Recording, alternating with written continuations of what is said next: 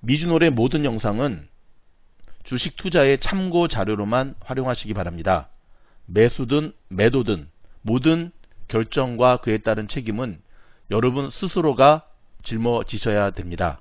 좋은 결과 있기를 바라겠습니다. 감사합니다. 미국 주식시장에서 놀자 미주놀입니다. 주식에서 개미가 성공하기 위해서는 큰 그림을 볼 줄 아셔야 되는데요. 특별히 미국 경기의 전체적인 흐름을 잡고 가셔야 됩니다. 여러분 이거 굉장히 중요한 일입니다.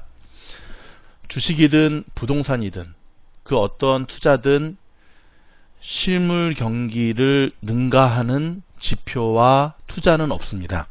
더불어서 생물이라고 하지 않습니까? 주식이. 그렇기 때문에 현재 상황 그리고 특별히 미국 같은 경우는 이제 11월 3일 이후에 미국 대선 이후에 미국 경기가 어떻게 진행될 것인가에 대한 정확한 컨셉을 잡고 진행을 하셔야지만 여러분은 이 어려운 때에도 수익을 낼 수 있다는 사실 기억하시기 바랍니다. 오늘 영상은 바로 미국 대선 이후에 미국 경제에 대한 전망입니다. 먼저 결론부터 말씀드리면 트럼프가 되든 바이든이 되든 미국의 경기 회복은 어렵다는 사실입니다. 경기가 좋을 때는 사실은 굳이 어떤 종목을 사야 되는가에 대한 망설임이 있을 필요가 없습니다. 2000년대 초반에 그 닷컴 시절 같은 경우 하더라도 닷컴 버블 깨지기 전까지는 그 어떤 주식을 사도 나스닥에 관련 주식들은 다 오를 수밖에 없었고요. 비근한 예로 올 초에 3, 4월 때는 그 어떤 주식을 사도 지금 돌이켜보면 다 오르는 것을 볼 수가 있습니다. 그런 면에서는 참 암울하거든요. 이번 대통령 선거에 트럼프가 되든 바이든이 되든 대선 이후에는 동일하게 미국 경기는 어렵다라고 하는, 자 그렇다면 왜 그런 결론을 낼 수밖에 없는지를 좀 들어가 보도록 하겠습니다. 우리가 미국 경기가 회복될 것이냐, 미국 경기가 지금 어느 정도 올 것이냐에 대해서 이걸 가늠하는 두 가지 큰 축이 있습니다. 하나는 대선 결과고요. 두 번째는 연준입니다. 특별히 미국의 경기를 평가하는 두 가지 큰 잣대인데요. 그래서 얼마 전까지 트럼프 대통령이 만약에 지게 되면 자기는 대선 결과에 대해서 승복하지 않을 수도 있다라고 하는 어떤 액션을 취했을 때 굉장히 미국 증시가 요동쳤던 것 중에 하나도 바로 최악의 상황이 바로 대선 불복에 대한 이유거든요. 하지만 다행히 트럼프 대통령은 얼마 전 인터뷰에서 대선 결과에 대해서 자기는 승복하겠다라고 하는 발언을 했고요. 쉽사리 불복하기는 어려워 보이는 모양새입니다. 두 번째 축이 바로 연준입니다. 연준. 여러분 지난 8월로 좀 돌이켜 봐야 되는데요. 2020년 8월은 미국 연준의 결과에 있어서 획기적인 하나의 획을 그은 일이 벌어지게 됩니다. 무슨 말이냐면 코로나로 인한 미국의 전반적인 비상 상황에서 연준이 무려 40년 만에 미국의 통화 정책을 물가에서 고용으로 대전환하는 결정을 내리게 됩니다. 물가에서 고용으로, 즉 평균 물가 안정 목표제 도입이 그것인데요. 고용을 목표로 한 실물 경제 안정을 위해 인플레이션의 관리 목표치를 상회하게 됩니다. 즉 인플레이션의 어떤 그거를 지금 염두에 둘 만큼 그렇게 여유 있는 상황이 아니었기 때문에 연준은 과감히 감내하고요. 금리를 낮추게 되죠. 그리고 아예 올리지 않겠다라고 공약을 하게 되는데 이것은 올해뿐만 아니라 내년 그 다음에 내후년에도 계속 이어질 가능성이 매우 높습니다. 그나마 지금 미국의 경제가 그나마 지금 버틸 수 있는 게 바로 연준이 금리를 낮추고 있기 때문에 그렇거든요. 금리 맞아도 예전처럼 물가 쪽에 포인트를 맞추게 되면 아마 미국의 경기는 더 이상 회복 불능의 상태로 빠질 겁니다. 실업률, 그 다음에 높은 금리, 그 다음에 지금 정치적인 불확실성, 잡히지 않는 코로나 상황에서 말입니다. 자, 또 한 가지는 백악관의 새 주인이 누구냐에 따라서 연준은 내년에도 이 유동성에 대한 부분들을 일단 장기적으로 지금처럼 저금리 기조로 갈 것인지 아니면 좀 방향을 틀 것인지에 대한 것을 바꿀 수가 있지만 큰 틀은 벗어나지 않을 것으로 보여지는데요. 문제는 사실 연준의 금리 정책이 아니라 정치 영역에 있습니다. 여전히.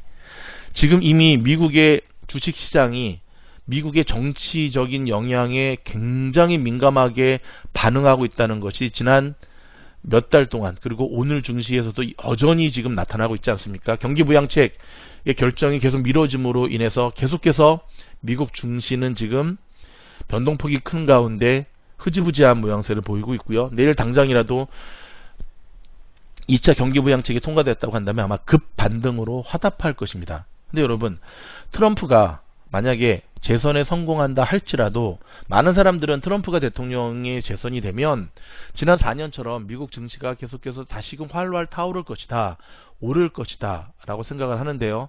한 가지 중요한 사실을 놓치고 있는 겁니다. 뭐냐면 바로 하원과 상원입니다. 지금 현재 아시겠지만 상원은 공화당이 잡고 있고요, 하원은 민주당이 잡고 있는데요.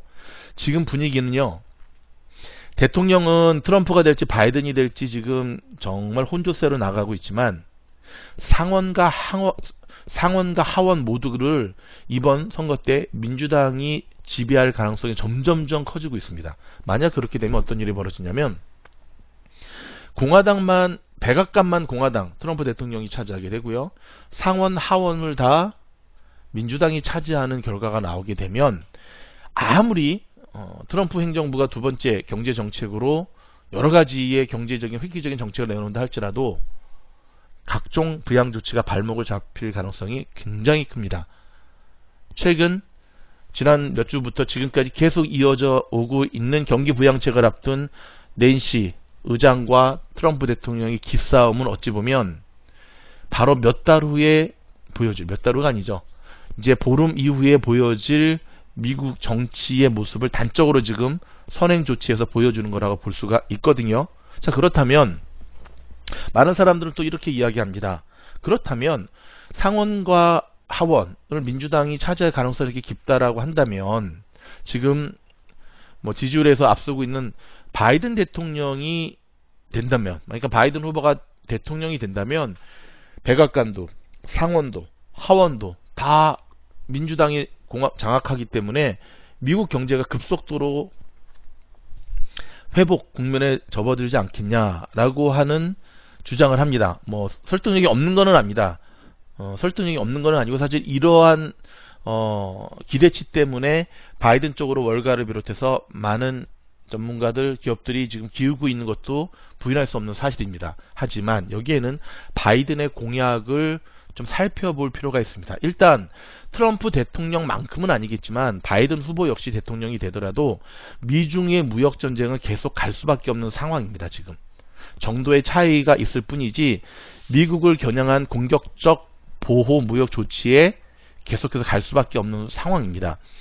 뭐 본인이 민주당을 정책을 지원하는 사람들조차도 인정하는 부분 중에 하나는 바로 질질 끌려가는 미국의 모습이 아니라 중국을 소나기에 들고 정말 겉으로 보이는 모습만큼은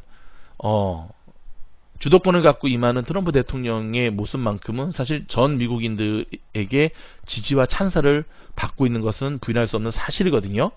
근데 그것 이면에 이제 바이든의 경제 공약들을 가만히 돌이켜보면 가장 큰 발목을 잡고 있는 것이 뭐냐면 세금입니다. 특히 법인세입니다. 법인세 인상. 최근에 미국 싱크탱크인 그 후보 연구소가 내놓은 대표적인 자료에 따르면 지금 트럼프 대통령 시절에 트럼프 행정부는요, 이 법인세율을 21%까지 낮춰놓았습니다.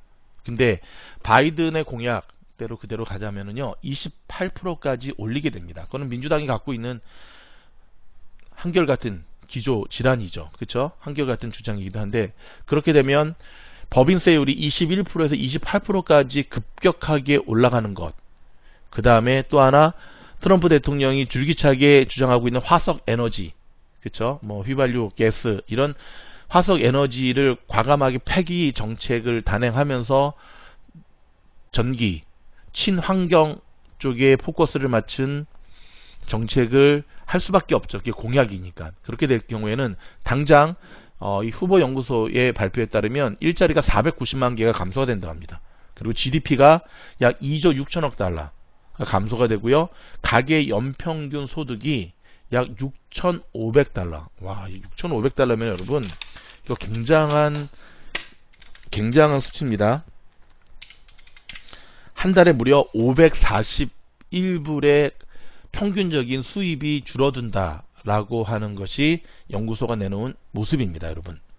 자, 이와 관련해서 월스트리트 저널 같은 경우는 후보 연구소의 분석 결과를 인용해서 바이든 표 정책의 위험성이 당장의 시장에 나타나진 않겠지만 하지만 점차적으로 장기적으로 바로 고용 대비 투자에 대한 인센티브를 축소시켜서 미국의 경기 침체를 야기할 수 있다라고 전망하고 있습니다. 이 부분은 사실 많은 경제 전문가들이 한결같이 우려하고 지적하는 부분이거든요.